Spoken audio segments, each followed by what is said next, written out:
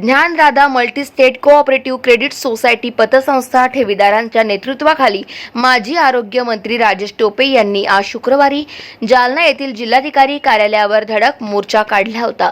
ठेवीदारांचा ठेवी परत मिळाव्या, ठेवी परत न मिळाल्यामुळे ठेवीदारांना अनेक अडचणींचा सामना करावा लागत आहे।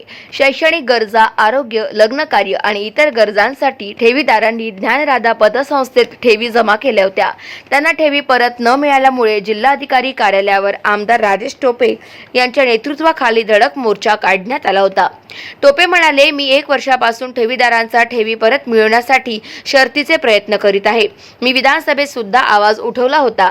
सरकार, खाता आणि केंद्र सरकार यांच्या मंत्री यांना सुद्धा बोललो। ठेवीदारांचे पैसे परत द्यावे, त्यांच्या हक्कांचे पैसे असल्यामुळे ठेवीदारांच्या वतीने आज जिल्हाधिकारी कार्यालयावर धडक मोर्चा काढण्यात आला होता। गाव माझा न्यूज करिता नजीर कुरेशी, जालना।